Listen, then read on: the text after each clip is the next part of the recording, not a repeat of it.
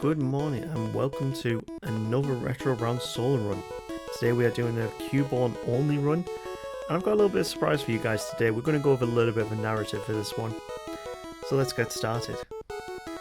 Cubone itself is a pretty average starter Pokemon in a way. I mean, it's not a starter, but you know what I mean with like first stage evolution. 320 base stat total, mostly in its defense, but it's quite decent attacking HP. It's going to be alright. Our rival for today is going to be Sangilo, and yes, it's going to be a bit more of a narrative run from what I was saying. Let's have a quick chat about Cubone before we get fully into it.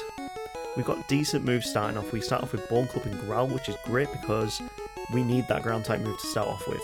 But look at our TM moveset, it is fantastic.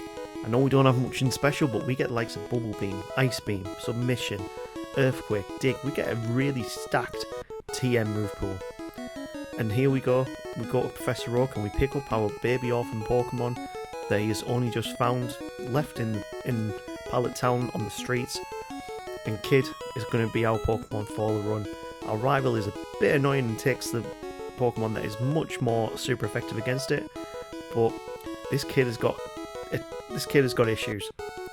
He's going to use his Bone Club and just batter that Squirtle into the ground. He's got some anger issues. We're going to have to work on that with him. So let's move on to the next city.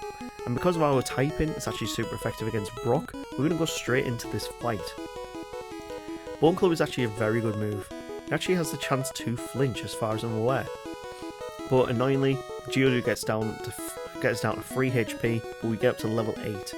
Ideally what we need to do is use Growl, get its anger out a little bit, and then when it uses Bide, which annoyingly will take us out here, yeah. Basically we need to forego any Bide. We need to get better luck on the Geodude, but level 6 I think this is actually pretty possible to do. It gets the flinch there, see it does flinch, I told you that, and we've just battered that Geodude into the ground, we've broken it open, and now we're onto the Onix. Little kid versus a massive rock snake. So here, we're going to have to use Growl. We are going to take some damage from Bide, but we're on 1 HP. He goes for Screech, and then goes for Bide, and I think, you know what, let's just go for it. Batter him into the ground at level 9, Cubone takes a win against the very first gym leader. Which I wasn't expecting, I genuinely wasn't expecting, but how many ground type Pokemon actually start off with a ground type move these days? And a decent one of that, 65 power and 85% accuracy. 85% accuracy, not very good whatsoever, but yeah, this 65 is really good, and we get the stab bonus on it. Because we started off with such a low level going against Brock, we start having a problem against all the trainers to the east of Pewter City. The Weedles aren't too much of a problem, it's super effective against them. We've got 5 PP to try and take down this Caterpie, and it is just, yeah, we get very, very close, and the final Bone Club gets us the win. But it also means we're now going to have to try and take a few more challenges on. We pick up Water Gun in Mount Moon, which is fantastic. It's starting to cool off a little bit, Cubone on his anger issues, and now we're starting to build our bond with it. Who needs its mother? Anyway, we are going to go against quite a lot of the trainers in Mount Moon because, to be fair, it's easy experience for a ground type Pokemon when you've got a ground type move early on. A lot of the Pokemon are either poison, you've got electric types on the nerds, and even against the Raticate, we can pick up Mega Punch, which will do even more damage. We don't actually do too much against it, and we will take a loss here. And that makes the kid very, very angry. So what he does, he goes and finds a nerd and beats the shit out of him. I'm not sure how I'm doing very well on narrative approaches to these videos, but either way. Kid takes his frustration out on the nerd, and he's becoming a bit of a schoolyard bully with this effect. And we can move on to Cerulean City. Now, there is literally no point in us going against Misty at this point, so we're going to go straight for the rival. And you know what? Mega Punch is going to be our best move here, because Bone Club will not hit Pidgeotto, so we need to make sure we don't get sand attacked. And then from here, we can use Mega Punch on the Abra, Mega Punch on the Rattata, and Squirtle will go down to a few Mega Punches if we have more HP to work with, but in this instance we didn't, so next try, it's going to take 4 Mega Punches to take down the Pidgeotto, and we get through without taking 1 sand attack, which is perfect. Rattata's next, and annoyingly it does get Hyper Fang in, and it goes on one. We get loose to the Rattata. Kid is getting very, very frustrated at this point. So, at level 18 here, we decide to just go balls to the walls here. Mega Punch. 4 Mega Punches takes it down. It is battered. That Pidgeotto. We even get luckier against the Rattata this time. And finally the Squirtle comes out. If he uses one water move, we will lose, but Bone Club comes in clutch and gets a critical hit, meaning we take the win, and we can start leveling up a bit on Nugget Bridge, where we can even get some even more TMs for this point in the game. We can't learn Thunder Wave, which would be perfect, but there's another move coming up that is going to be even better that we can learn. We pick up the elixir here that was hidden just above that rock, and we can beat up any hikers that we see. We're going to teach ourselves Seismic Toss, because that will be perfect when we go against Misty, and we can get rid of Growl. We've been enrolled him into the American wrestling team, and Kid is just tearing through all of these Pokemon. Being an orphan Pokemon, he's got a lot of pent-up frustration, and Seismic Toss is a perfect move to be used against the Psychic types, especially early on. We even pick up Dig here. We have picked up an absolutely stacked moveset, and we've not even got the second gym badge. We've got Bone Club, we've got rid of Bone Club, we've got Water Gun, we've got Seismic Toss, we've got Mega Punch, we've got some great moves to be using here. Bone Club, I actually went into this fight, I reset and I didn't want to use Dig at this point yet. So we're just going to see how we do here, and of course Bubble Beam just takes us out. We are no match for this Starmie yet. It uses Cheese Strats, and there's another move that we can go and get before we can go against Misty, which will give us an even better chance against her. We can go and pick up TM08 Body Slam. Kid is getting fully into American wrestling here, and we can move on to see how we do against the rival on the SSN. Because what we can do, we can complete the SSN, pick up Cut, and then we can go off to Rock Tunnel after beating Misty. Plus it also gets us a lot more levels, and when we come back to Misty, we're going to be a lot more stacked to take her out. He's going to be jacked. Like, he's going to be that weird kid in class that always got bullied and is just decimating everyone that comes through when they piss him off. But Sangilo gives us a hard time again. He's just bullying our kid. And when we come through to the Raticate, this is where our defense actually really shines through when it comes to the physical type Pokemon against us. We take out the Kadabra, and we've just got the Wartortle left. We need to get it paralyzed or Seismic Toss, and we're on 1 HP. Wow. We clutch through at the last minute, and Kid gets the win. From there, we can move back to Cerulean, and we need to go and beat Misty now. But first up, we'll heal up. We want to be going in with the best attempt possible, and we'll see how we do against Misty here. So, ideally we want to see no water type moves. We want Dig to be hitting them first time, and wow, that's a lot of damage. And even 9 levels above the Starmie, Kid just couldn't hack it. We know Dig takes out the Staryu in 1, but the Starmie, it's going to take, wow, 2 Seismic Tosses to take it down, which means that Starmie's either got 59 or 60 HP. I'll keep that noted for future battles. And we can also pick up Bubble Beam, which is an even more powerful water type move than our Water Gun that we had previously. Let's move on to Rock Tunnel. Now Rock Tunnel is actually quite an easy feat for Cubone. It is its home ground, in all honesty. With like later games, you only usually get Q1 and Lavender Tower in this game. But yeah, we just decimate through every single Pokemon. Even our low special decimates the hiker. And that brings us to Lavender Tower, and there's an eerie feel about this place. Cubone is just not feeling very comfortable. It's like there's something familiar about it being here. So when we finally go up against Sangilo again, we're distracted. We take a Seismic Toss and take down most of his Pokemon. Kadabra, we're just missing so many attacks now. There's something really bothering Cubone. And a few digs finally take out the Wartortle, but Cubone wants to leave. There's some reason why it doesn't want to be here. So we move on to Celadon and we pick up 2 very quick PP ups, which will be very helpful later on in the game. How quick you can get them? Well, basically, as you're seeing there, you cut down that tree, you pick up the PP up from the tree, and then you go into the rocket corner.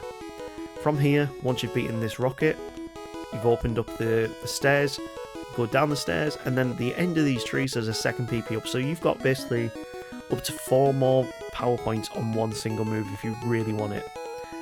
Moving through to Giovanni, again, Kid starts to feel uneasy. There's something about Giovanni that he doesn't like, as if he's met him before. And distracted throughout this fight, we still take the win, and Giovanni runs. There's something bothering Cubone. There's something that he's not telling us. So, let's go into Celadon again, and let's pick up all the moves that we can get. We can learn Ice Beam, which will be perfect for later in the run because we've got Dragon type trainers coming up. And we've also got Grass type trainers coming up. So we're going to get rid of Bubble Beam for this point. I would say the Ice type moves are much better to be using. It's very annoying, out of all the moves that we can learn, we can't learn Rock Slide, which would really help us. Going into Saffron, we really need to go and get Fly, so if we can get Fly, we need to go and beat Surge. But from here, Cubone opens up. There's a reason why he doesn't want to go back to Lavender Tower.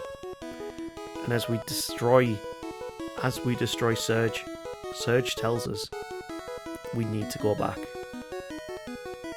And this is where it happens.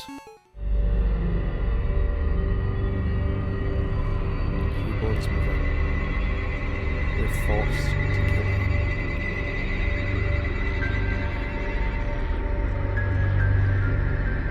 I will find you. I will kill you.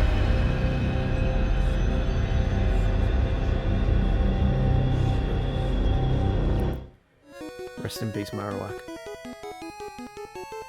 Now, our redemption arc is fully in play. Cubone is pissed off. It is hurt. It has been forced to kill its mother. And Koga was one of the people who made that happen.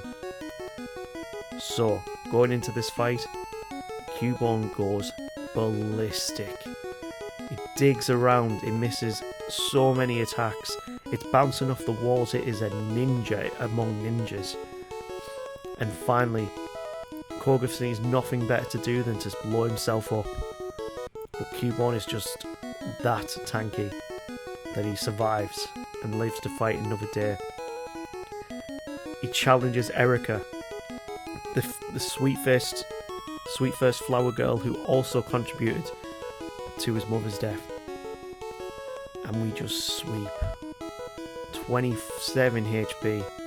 We go for a dig and we miss the sleep powder. Kid is angry. Kid wants blood.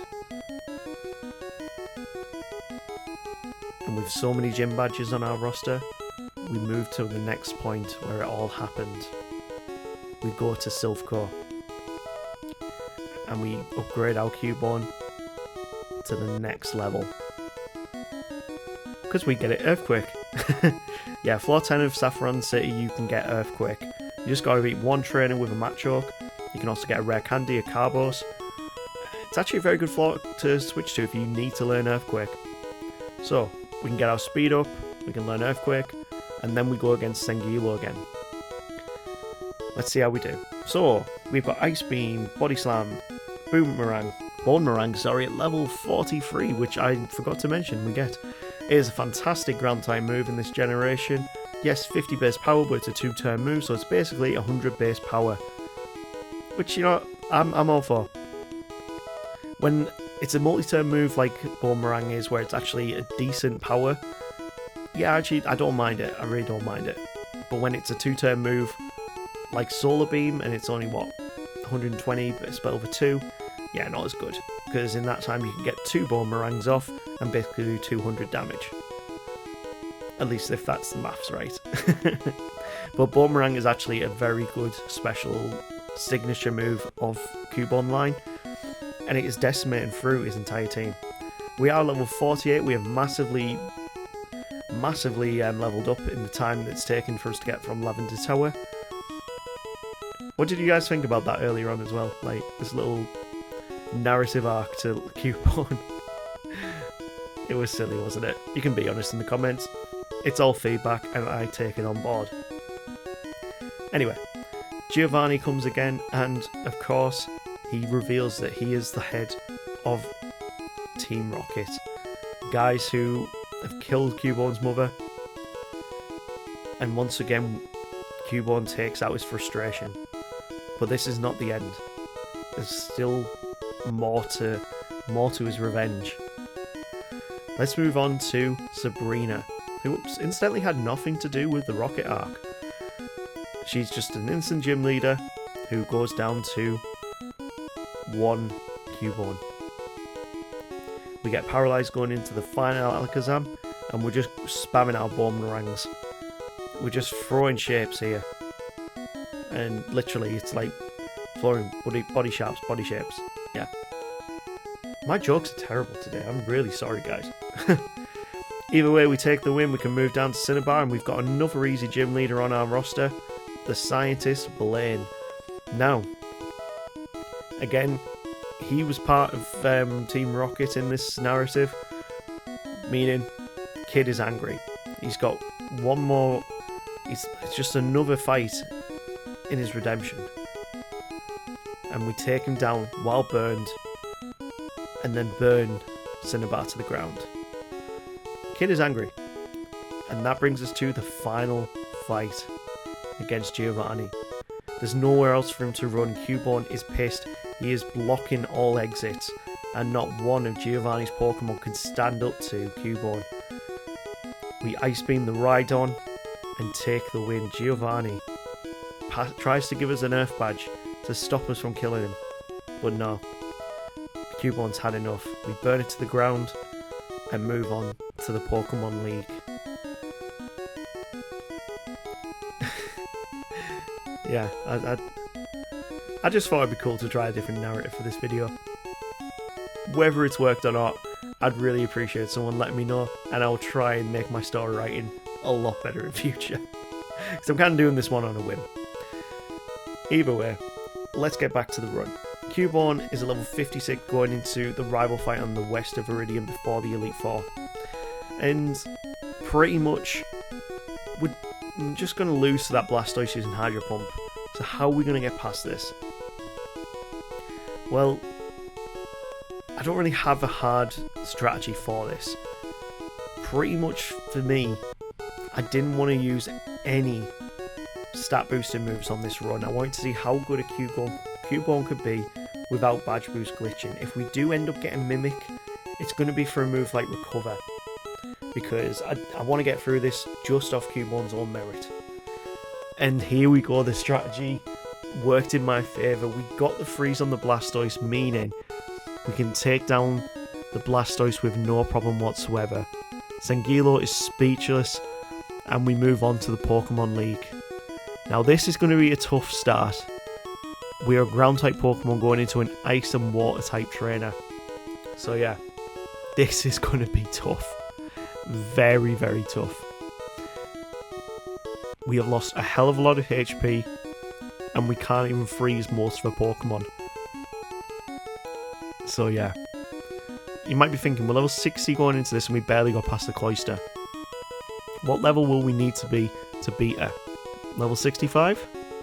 With using Earthquake? Nope. It's not going to work. We just can't outspeed, and we can't deal enough damage. We can take down the Dugong, but the Cloyster is just too powerful. So maybe level 70.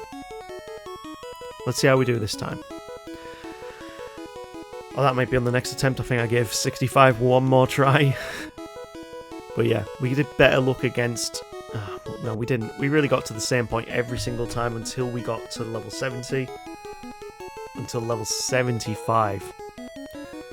That's how high we had to be to even make this possible with a Cubone. This Lorelei is just ridiculously hard. And essentially the only reason we got past her was because we froze the Slowbro, used Mimic, and annoyingly used the Badge Boost glitch. We'd gone up too many levels. had so many attempts off, so much time. I had to give into the badge boost glitch here.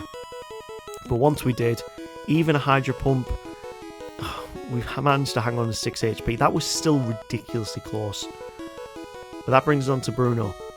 This should be a much easier fight now.